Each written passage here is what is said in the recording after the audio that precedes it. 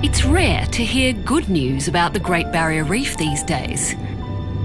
Warmer temperatures, higher levels of sediment, pollution, crown-of-thorns starfish and destructive cyclones have all had a disastrous effect on many coral species. But here in the Whitsundays, in some of the most heavily utilised inshore reefs, I'm joining a team whose research is keeping them in good spirits. No one's much impressed with my ropey dive certificate from 1998, but I'm allowed to come on today's fish count. All the reefs around here are fringing coral reefs that grow around the edges of the islands. These are high-use tourism places. They're also very high-use recreational fishing areas.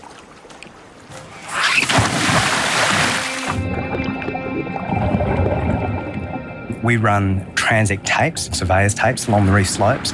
We survey about 200 species of fish on these reefs. It's everything from tiny little damselfish right through to things like coral trout and groupers. It's pretty murky down here, and I'm surprised at how much of the coral is carpeted with algae and sediment. But there's still plenty of fish about. David's main focus is on the species that are good for eating. The main one is coral trout. So they're really iconic, large, beautiful, delicious fishes. And a lot of the fish from the Great Barrier Reef are going live to Asia and exported there regularly and achieve really high prices on the markets. And there's snappers that are also highly targeted. The good news is, despite increasing pressures from fishing and greater stresses on the reef, fish numbers in the Whitsundays have doubled since the 1980s. So, what's the secret to this little patch of reef? Well, it's not such a secret, and you might already have guessed it. It's the presence of marine park zones where no fishing is allowed. This work was started in 1999, and at that time, about 5% of the marine park area was within no-take zones. In 2004, the reef was rezoned, and we now have about 33%, or a third of the marine park, is now protected. The rezoning was highly controversial. But David's research has now been going long enough to measure the benefits. We've seen a really large increase in coral trout populations. It's at least doubled, and really it doubled within the first 3 to 5 years within the reserves.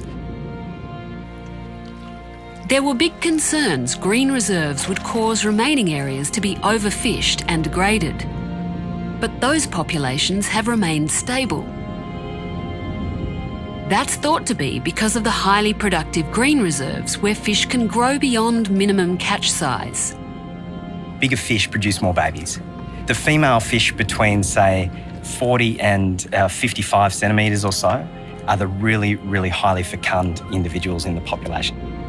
So they're producing exponentially more eggs than the little fish who are just starting to reproduce. But even though big fish produce more eggs, 99% of those are eaten and the rest swept out to sea. So how do we know larval fish, like this baby coral trout, ever come back to local reefs? Do they actually know the way? Many scientists have tried to answer this question. I guess everyone thought they were like neutrally buoyant ping pong balls in the old days that just like drifted around the place. But we now know that they're actually smarter than we actually thought. It turns out fish larvae are not just good swimmers, they're world-class athletes. And you can stick them in a tank and some little fish can swim for 120 kilometres even without food. Most surprisingly, baby fish, just a few millimetres long, make a conscious decision on which direction to travel. Now we actually know, because of their orientation, they can actually swim against the current.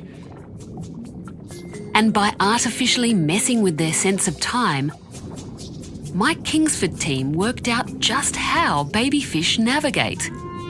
It's the sun.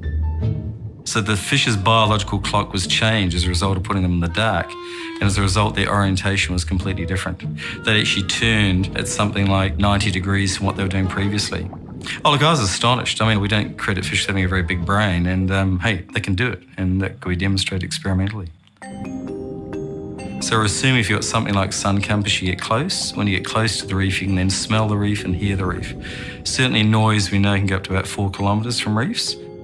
And there's a whole range of chemistry that comes off reefs, like, for example, mucus from corals, as fish can differentiate between different species of corals, and even their own species they can figure out by smell. Of course, fish don't know the boundaries between take and no-take zones, so both kinds of reef get populated.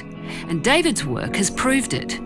So we're able to go and sample tissues from the adult fish within reserves, and then we're able to go to surrounding areas and look for the baby fish. And when we collect them, we compare their DNA back to mum and dad, and we can find linkages between where the fish end up and where it came from. We've managed to work out that about 28% of the reef area within the reserves is contributing about 50% of all the baby fish that are arriving in that island group. It's quite a contribution when you think about it. Less than a third of this area is no-take, but it supplies half of the fish of the entire region.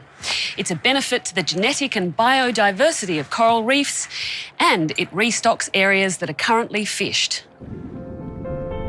One of the other unexpected things that we've found with the green zones on these inshore reefs is that we have lower incidence of coral diseases within the areas that are close to fishing.